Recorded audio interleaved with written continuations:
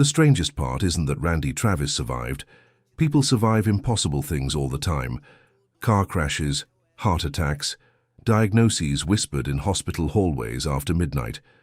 The strange part is that thousands of people now sit in dark theaters across America and watch a man listen to his own voice. Not sing. Listen. A few rows back, someone cries before the first chorus even starts. Someone else drove 6 hours from Tennessee because they heard Forever and Ever, Amen in 1987 while painting their first house. An older couple hold hands, and there he is, sitting slightly left of stage, watching another man become the sound he used to be. Smiling, always smiling. That part unsettles people more than they admit, because what kind of person loses the thing that built their entire identity and still smiles? Maybe that question started long before the stroke, long before hospitals, long before July 2013. Maybe it began with a boy hiding in a cornfield. 3 days. Imagine being 10 years old, or 11, old enough to know fear, too young to understand why fathers change after drinking. Years later, stories emerged about Randy's childhood: violence, leather horse reins, sudden anger, a home where affection and fear lived in the same room. His father could build stages. His father could also destroy evenings. Both were true. That's uncomfortable. People prefer villains to stay villains, heroes to stay heroes. Real families don't cooperate with those rules. His father reportedly introduced him to old country records: Hank Williams, George Jones, Merle Haggard. Voices thick with regret. Maybe children learn survival by copying sounds around them. Maybe Randy learned something else: how to remain calm while chaos happens nearby. Listen to old interviews. That slow way of speaking. No hurry, no panic, almost careful. Like somebody who discovered early that calm people survive storms better. Or maybe not. Memory edits itself. Years later, before the fame, before Grammys, he kept appearing in police reports, drunk, reckless, breaking things, running toward trouble almost on purpose. There's something unsettling about future legends. You expect signs of greatness. Instead, you often find confusion and anger. At 17, his life nearly turned in another direction completely. A courtroom, charges, adults deciding whether this boy belonged in prison. Imagine that version. Not Randy Travis, not the man who would save country music. Just Randy. A teenager people had started giving up on. Then a woman walked in, older, already living another life. Mary Elizabeth Hatcher. Liberal history usually describes her as manager, mentor, guardian, later wife. Those words feel too neat. Human relationships rarely are. She looked at him and apparently believed something before evidence existed. That happens sometimes. Someone sees a future version of you before you do. Dangerous thing, powerful thing, maybe both. She helped alter his trajectory. People call that rescue. Others would call it something harder to define, because salvation and dependency occasionally wear identical faces. Years passed. Nashville said, no. Again. Again. Again. Too country, too traditional, too much. Funny phrase, too much. The same industry that later built awards around him first treated his voice like a problem. That happens more than people realize. What changes your life often arrives disguised as your biggest flaw. And somewhere in those years, while washing dishes, playing bars, sleeping beside uncertainty, Randy Travis probably couldn't know something strange was already waiting decades ahead. Not fame, not collapse. Something worse. A future where millions would still recognize his voice, after his own body no longer could. Because losing success hurts. Losing money hurts. Losing health hurts. But losing the thing people believe you are, that may be different. And the first signs that Randy Travis was carrying more than fame didn't appear in a hospital. They appeared in the years when people started asking, why does a man who has everything keep behaving like someone trying to outrun something? Nobody talks much about the years after success becomes normal. Not the climb, the plateau. That strange place where applause keeps happening, but something underneath starts moving, quietly. Because if you only know Randy Travis through photographs from the late 1980s, You'd think certainty followed him everywhere. The jaw, the hat, that impossible voice. Like he had arrived fully formed. People rewrite famous men backward. They erase hesitation. They erase confusion. They erase nights spent staring at ceilings, wondering if the thing that changed your life might someday leave. By the early 1990s, Randy Travis had already become something dangerous.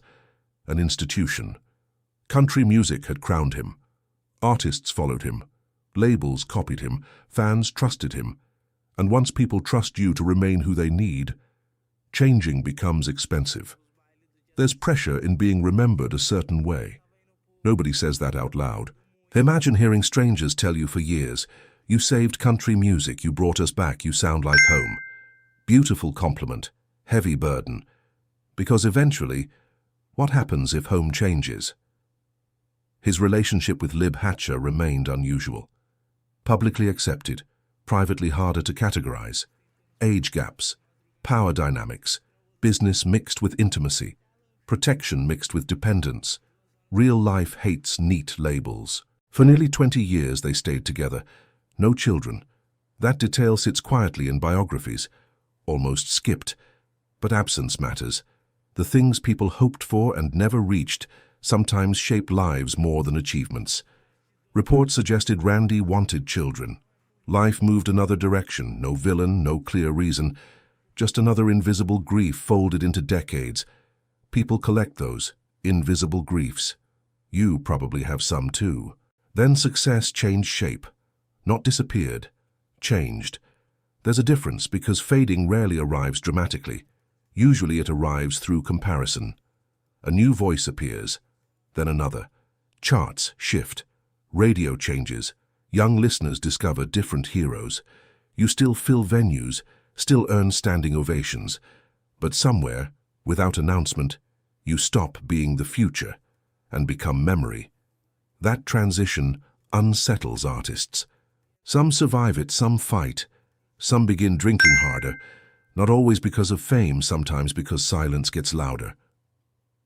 In February 2012, police found Randy Travis sitting outside a church in Texas. Public intoxication, open container, a fine, headlines, embarrassment. The public consumed it quickly. Older country star struggling, easy story. People love simple declines. Then August came, something stranger, a crashed car. Construction barriers, dark roads in Texas. And Randy Travis found naked near the scene, heavily intoxicated, bruised, disoriented. Reports exploded across tabloids. It looked chaotic, almost unreal. This matters. When famous people unravel publicly, audiences often assume they understand. Usually they don't, because behavior is visible. Pressure isn't. Loneliness isn't. Financial confusion isn't. Divorce isn't. The feeling of becoming someone your younger self wouldn't recognize, that rarely makes headlines. His marriage to Lib ended in 2010, quietly on paper, messily underneath. Stories surfaced later, money disputes, allegations, surveillance, questions over finances and royalties. None of it fit neatly into the image people held of Randy Travis. Interesting thing, people forgive pain easier than contradiction. A suffering icon? Accepted. A complicated icon? Harder. Then Mary. Mary Davis then. Later Mary Travis. Different energy.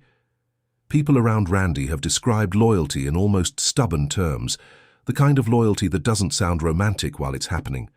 More exhausting, more practical. Hospitals, paperwork, waiting rooms, fear. Love changes language under pressure. But before hospitals, there was something else, and almost nobody noticed. Fatigue, breathing issues, a body sending messages. Bodies do that. Small warnings, whispers before alarms. Most people ignore them, especially men raised to survive, especially men taught survival means continuing. July 2013 approached. America still mostly remembered Randy Travis through old songs, old scandals, old headlines, not fragility, certainly not mortality. And somewhere during those weeks, While people argued online whether he had wasted his talent, a virus had already entered his body. That part feels unfair, because by then many had decided his story. Decline, disappointment, another fallen star. Human beings do this. We close narratives early.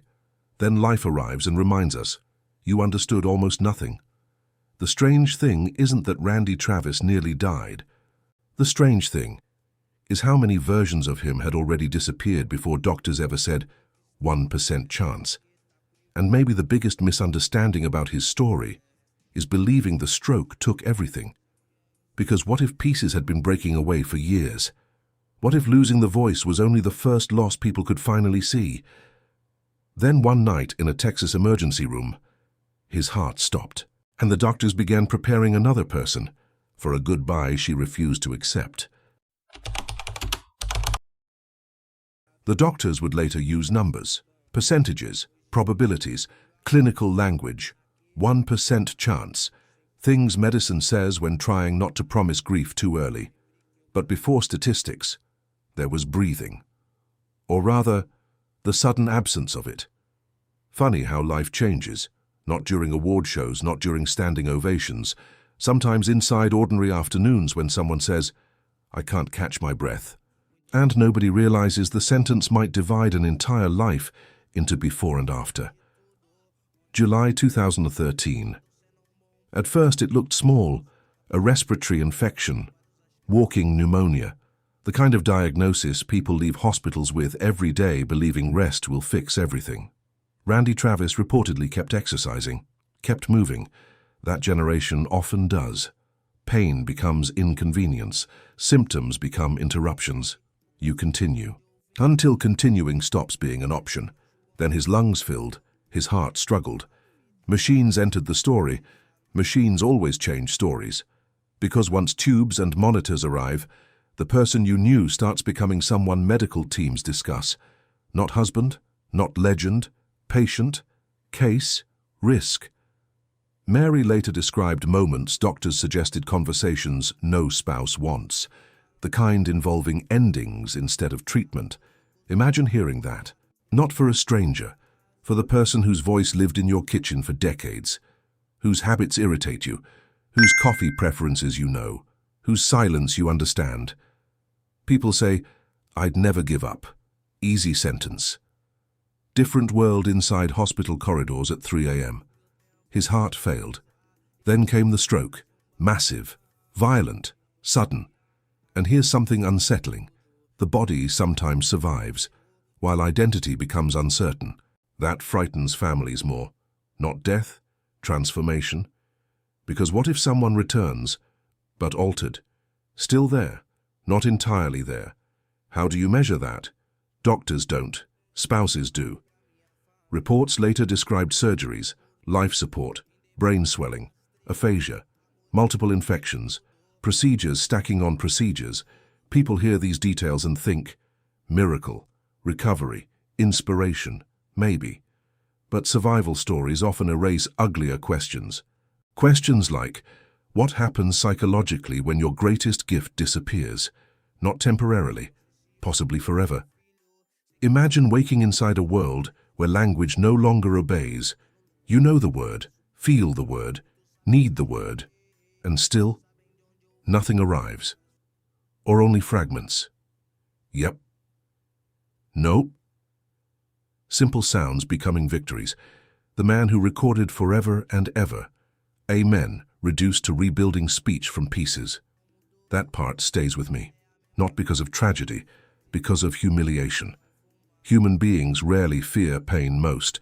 We fear dependence, needing help to express ourselves, needing others to interpret. That changes relationships, slowly, then all at once.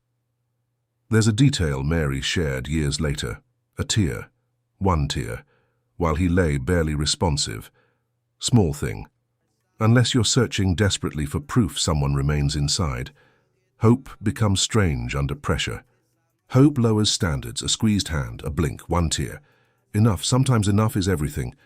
Months passed, hospitals, rehabilitation, more infections, weight loss, therapy, repetition, relearning, again. Again. Recovery sounds noble in documentaries, less noble at hour 4 of speech therapy, or year 2, when progress arrives in single words, when experts say improvement has plateaued, and your body ignores them. Years later, Mary would say doctors underestimated him, that new words kept appearing, tiny returns, unexpected pathways. Brains are strange, music stranger, because singing and speaking overlap, but not entirely. Sometimes damaged minds locate melodies before sentences. Think about that. Maybe music lives somewhere deeper than language, somewhere strokes struggle reaching. And while all this happened, outside hospital rooms, country music continued, awards continued, new stars arrived, charts moved forward. The world rarely pauses for individual catastrophe. Cruel truth, also freeing. Then another question formed, quietly. One nobody asked publicly. Not then. Maybe because it sounded uncomfortable. If Randy Travis could survive losing his voice, what exactly remained? Was he still Randy Travis? Or had the world begun loving a memory while the man rebuilt himself somewhere behind it? 3 years after doctors nearly lost him, he would stand in a room full of country legends, wheelchair nearby, microphone waiting, thousands watching, and for a few seconds people would hear something they thought was gone forever. Not perfect, not whole. Something else, something almost harder to explain. Because sometimes miracles sound less like triumph and more like recognition. The room went quiet before he sang. That's the detail people remember wrong. Years later they talk about courage, miracle, triumph, the standing ovation. But silence came first. The kind that arrives when hundreds of people suddenly realize they're witnessing something they didn't prepare emotionally to see. October 16, 2016, Country Music Hall of Fame. 3 years after doctors thought Randy Travis might not survive. 3 years after machines breathed for him. 3 years after language fractured. He stood, slowly, not because standing was symbolic, because standing had become work. His wife spoke before him. Mary had learned something strange by then. When the person beside you loses language, you begin carrying parts of their identity, answering questions, finishing explanations, becoming interpreter. There's love inside that. Also exhaustion. Nobody discusses the second part enough. Caregiving changes people, quietly, permanently. Then came the sentence. Randy stared death in the face, and death blinked. The audience reacted, but underneath those words sits another question. What happens after death blinks? Movies stop there. Real life doesn't, because surviving is not ending. Sometimes it's beginning, and beginnings after catastrophe can feel humiliating. He took the microphone and sang Amazing Grace. Not perfectly. That matters. Because perfection would have reduced the moment. What moved people was hearing effort, the distance between who he had been and who remained. His voice carried damage, history, absence. People cried, some joined him singing. Even years later, attendees described the atmosphere as unlike anything they'd experienced. Think about that. Thousands of performances exist. Why did this one linger? Maybe because audiences weren't hearing recovery. Maybe they were hearing grief, their own, parents aging, bodies changing, words forgotten, the fear that someday we become witnesses to ourselves. Country fans understood something instantly. This wasn't Randy Travis returning, not fully. This was negotiation, between what survived and what never would. There's an uncomfortable truth hidden inside inspirational stories. Sometimes people celebrate your resilience because it helps them avoid confronting your losses. They focus on, he beat the odds. He's still here. He inspired us. All true, still incomplete, because inspiration occasionally hides mourning. After the Hall of Fame moment, progress continued. Tiny pieces, new words, occasional singing, the final amen during appearances, fragments becoming bridges. Doctors once believed recovery had limits. His life kept arguing. That part fascinates me. Not medically, humanly. The refusal. Some people stop fighting after losing everything visible. Others continue for reasons even they can't explain. Then another strange thing happened. Technology entered, years passed, country music evolved. Artificial intelligence became real enough to imitate voices. Not generic voices, specific ones, beloved ones, dead ones, damaged ones, living legends. That should unsettle people more. Maybe it already does. In 2024, a new Randy Travis song arrived. Where that came from, his first new music in years. Built partly using AI trained from dozens of original vocal recordings, layered over another singer's performance structure. Randy and Mary reportedly participated in decisions around the project. Pause there, because something profound happened. For decades, humans feared losing voices. Now technology offers versions back. Not entirely. Something close. Close enough to make listeners emotional. Close enough to make a wife cry hearing what sounded like her husband's voice again.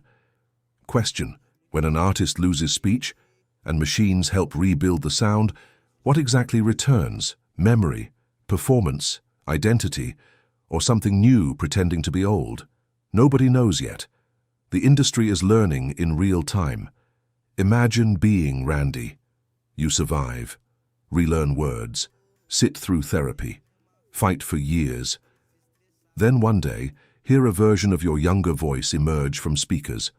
Would that feel comforting or haunting? Maybe both. Human beings aren't built for hearing echoes of themselves from eras they can't revisit. His tours continued.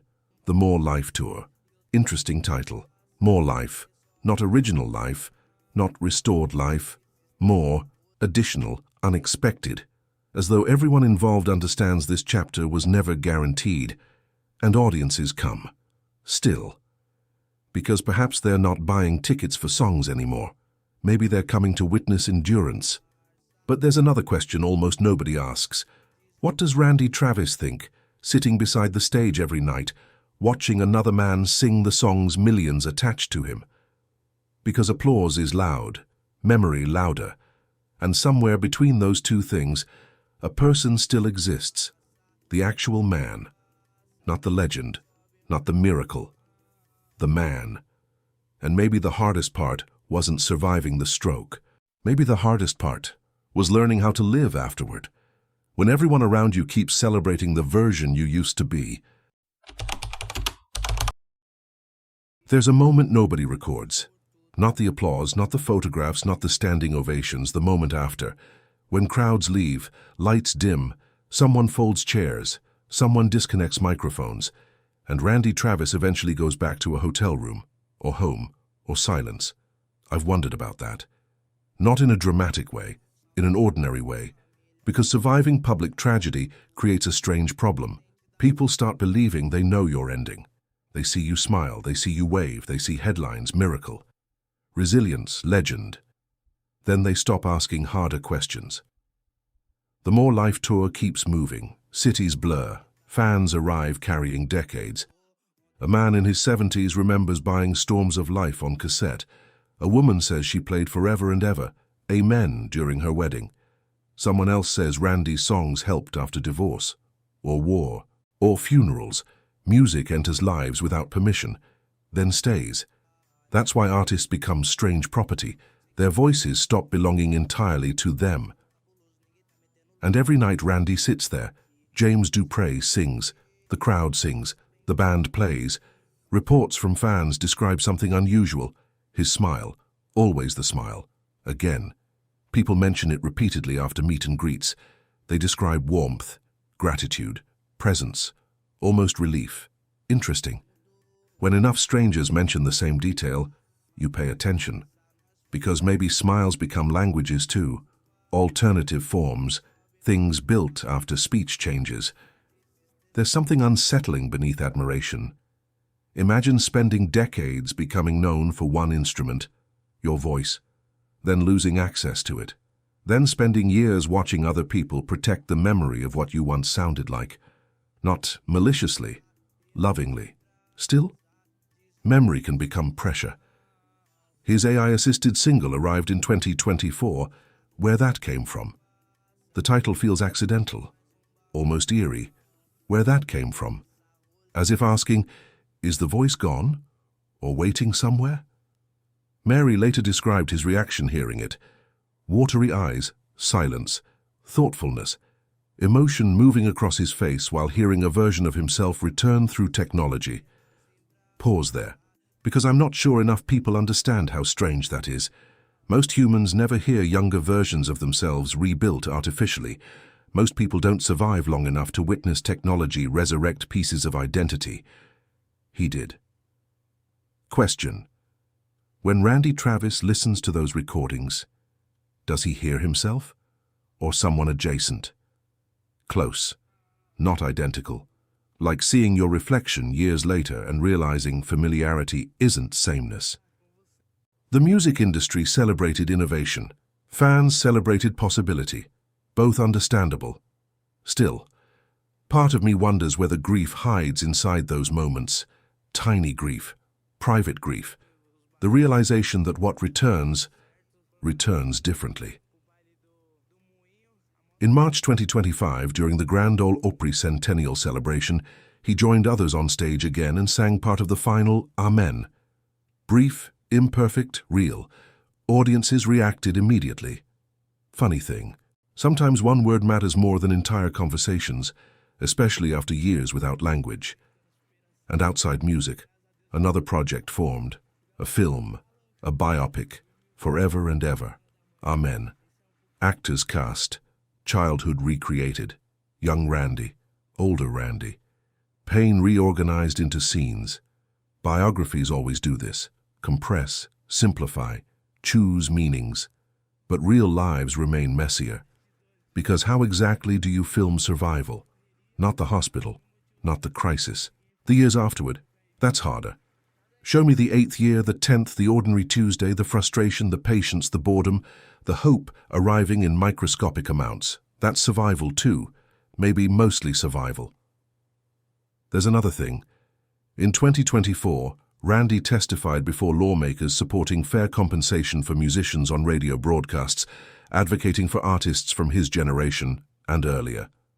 That stayed with me, because people often imagine survivors becoming smaller, protective, retreated, yet here he was, still fighting for something beyond himself. Interesting. Maybe losing one identity creates room for another. But I keep returning to the same image. Not awards, not AI, not miracles, just a man sitting stage left, listening, smiling, watching thousands respond to songs that changed their lives, and wondering, does he ever mourn privately? Not the stroke, not fame, the simpler thing. The ability to walk into a room unnoticed by memory, because legends rarely receive that freedom again. Maybe that's the hidden cost nobody talks about. Not losing the voice. Learning your existence still belongs partly to people who remember who you were. And somewhere between admiration and grief, between Randy Travis the man and Randy Travis the symbol, another question appears, one almost uncomfortable. Because after years of survival, after relearning words, after becoming proof of resilience, what happens if the world still loves the version of you from before everything broke? Who do you become then? I keep thinking about identity, not celebrity, identity, because those aren't the same thing. Celebrity is what strangers recognize. Identity is what remains when nobody's watching. And Randy Travis has spent more than a decade living in the distance between those two things. There's a version of him the world remembers, late 1980s, the impossible baritone, the man who sounded older than his years, certain, steady, like he had always known exactly who he was. Then there's another version, hospitals, wheelchairs, speech therapy, long pauses before words arrive. And somewhere between those two people, the actual Randy Travis continued existing. That's what fascinates me, not survival. Adaptation. Because adaptation rarely looks heroic while it's happening. Mostly it looks repetitive, frustrating, small. There's an image I can't shake, not from stage performances, not award ceremonies. A quieter image. Mary sitting beside him during years of recovery, helping interpret, waiting for words, repeating exercises, hour after hour, People celebrate devotion afterward. Living inside it probably felt different, less cinematic, more exhausting. Real love often does. The public loves extraordinary moments, standing ovations, miracles, a final Amen. But recovery happened elsewhere, in ordinary rooms, on difficult afternoons, when progress measured itself in syllables. That's the part biographies rush through. Because patience doesn't sell, transformation does. Yet maybe patience is transformation, just slower, harder to photograph. By 2024 and 2025, something strange happened. Randy Travis became part of another conversation entirely. Not country music, not illness, technology, artificial intelligence, the future. His recreated voice appeared again through AI-assisted recordings like Where That Came From, and later, Horses in Heaven. Both used archived vocal material combined with new performances. Think about that carefully. A man once told he might never speak properly again, now exists inside debates about the future of music. That almost feels impossible. His story stopped belonging exclusively to medicine or country music. Now it belongs partly to ethics. Questions, fear, hope. Questions like, who owns a voice? Can identity survive technology? When does preservation become imitation? Nobody has answers yet. I read reactions from people hearing his AI-assisted songs. Something repeats, emotion. Not because listeners couldn't detect technology, because they heard memory, and memory is powerful. Memory forgives imperfections. Sometimes memory creates them. His wife once described watching him hear the finished AI track. First surprise, then reflection, then tears forming. Every emotion moving across his face.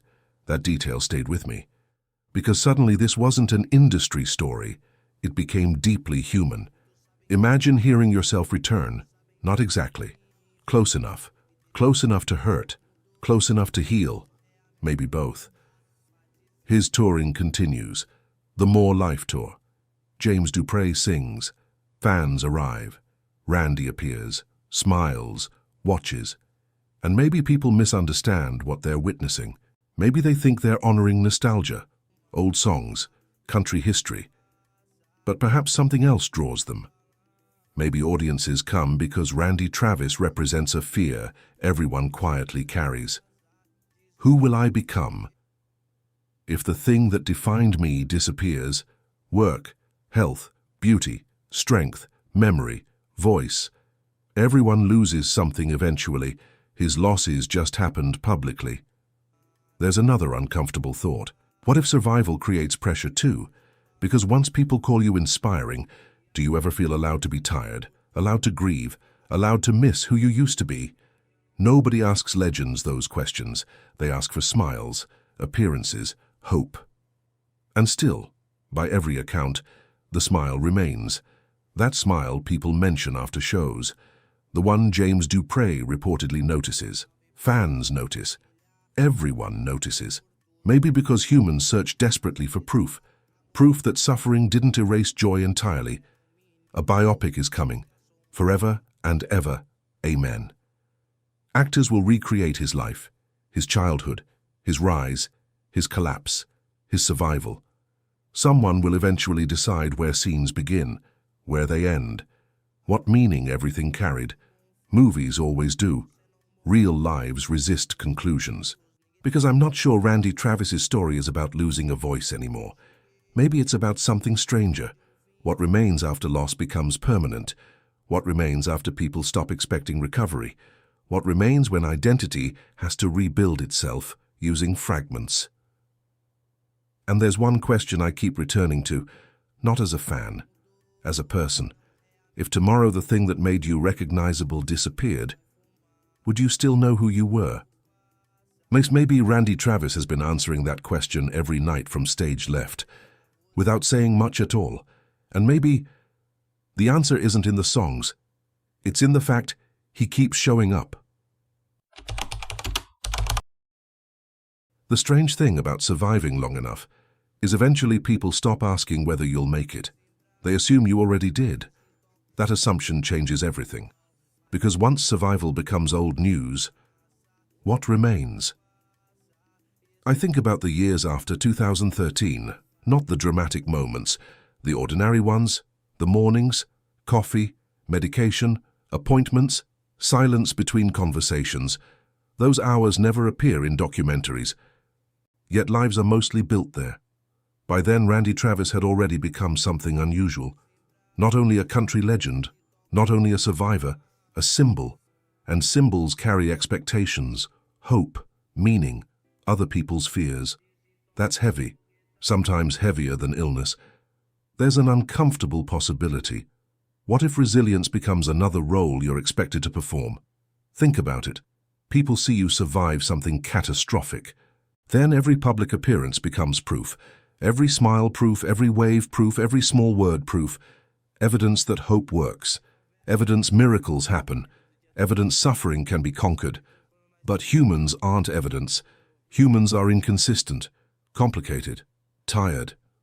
I wonder whether Randy Travis ever feels exhausted by inspiration, not by fans, by the expectation itself, the need to embody perseverance. No interviews say that. No headlines ask. Still, I wonder. Because there's another version of survival. The quiet negotiation with what never returns. Not everything comes back. Speech improved, mobility improved, presence remained, yet losses remained too. Aphasia continued affecting communication long after the stroke. Recovery happened, but incompletely. Humans dislike incomplete recoveries.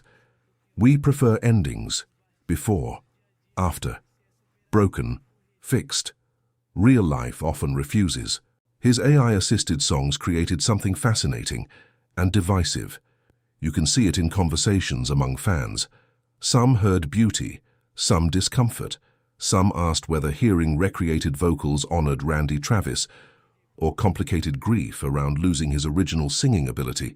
One fan wrote, "That is not Randy Travis." Another argued people underestimated the artistry involved. Interesting. Neither reaction sounds entirely wrong. Because technology exposed something deeper, people weren't debating AI, not really. They were debating identity. What counts as someone, voice, intention, memory, presence? Suppose your handwriting disappeared tomorrow, then software reproduced it perfectly. Would those words still feel yours? I'm not sure. His producer reportedly worked carefully adjusting phrasing and emotional qualities because Randy's voice carried something difficult to imitate. That older soul quality, relaxed timing, patience. That stayed with me. Patience. Maybe patience explains more about Randy Travis than fame ever did. Patience through childhood, patience through rejection, patience through decline, patience through relearning language, patience while others sing your songs, patience hearing versions of yourself return through machines. Years ago, country music feared his voice sounded too traditional, too country, too old-fashioned.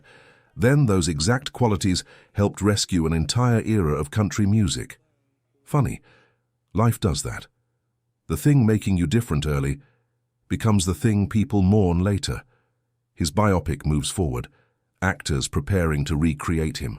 Another generation learning the story through film. A theatrical release is reportedly planned for 2026, but movies compress decades. They choose meaning. Reality remains untidy, because no actor can fully portray what it feels like hearing your own recreated voice after years believing it gone, or what it feels like sitting stage left while crowds applaud songs attached to a younger version of yourself. I keep returning there, stage left, not center. Important distinction, because maybe Randy Travis's story stopped being about occupying center stage long ago. Maybe the later chapters became about witnessing, watching, remaining. His More Life tour continues. That title again, More Life. I didn't understand it at first. Now maybe I do. Not restored life, not previous life. More. Unexpected. Additional chapters after endings seemed written. And perhaps that's harder than starting over, living inside chapters you never expected receiving. There's one image people repeat, his smile, Always the smile. Fans mention it, musicians mention it, writers mention it. I used to think the smile represented victory. I'm less sure now. Maybe the smile means acceptance. Those are different things. Victory defeats something. Acceptance learns to live beside it. And if acceptance is the real ending, then another question appears, one I'm not sure his fans want answered. Because what if Randy Travis stopped fighting years ago? Not by giving up, but by making peace with becoming someone entirely different. If that's true, then maybe the tragedy nobody talks about was never losing the voice. Maybe it was losing the man he expected to become, and continuing anyway. Maybe this is where people expect an answer, a lesson, something clean. Stories about survival usually end that way. A sentence meant to comfort, an ending designed to reassure. Everything happens for a reason. He overcame. Love saved him. I'm not sure. I think real lives resist those conclusions, because if you follow Randy Travis's story carefully, not headlines, not tribute videos, not the polished versions, something stranger appears. A man survives, yes, a man loses language, yes, a man finds pieces of himself again, also true. But beneath all that, there's another story, harder to explain. The story of expectations, the person you planned becoming, the future version of yourself built quietly over decades. We all have one. You probably do. The retirement imagined, the healthy body assumed, the years believed guaranteed, the conversations expected later. Then life interrupts, sometimes brutally. Randy Travis turned 67 in May 2026. The More Life Tour continues, with dates extending across the US, and fans still arrive carrying decades of memory. Interesting, because his story didn't stop where doctors expected, or where fans expected, or maybe where Randy expected. I wonder whether that's the hidden tension in every appearance now. Not, will he sing? Not, will he recover more? Something quieter, something almost invisible. Who has he become after all these years? Not publicly, internally. Because surviving changes people. People say survival reveals character. I'm less convinced. Sometimes survival builds an entirely different person, and the old version, the one everyone misses, never fully returns. Think back. The little boy in North Carolina. Fear inside a house. Music mixed with unpredictability. Then, bars. Rejection, fame, marriage, collapse, hospitals, silence, recovery, AI, tours, biopic announcements. If one human life contains all that, what exactly stays constant? His smile. Maybe. Funny answer, yet people repeat it. Fans, writers, musicians, always the smile. Years ago I thought smiles after suffering proved victory. Now I think maybe they prove something harder. Accommodation, the ability to make room beside pain instead of defeating it. Those aren't identical.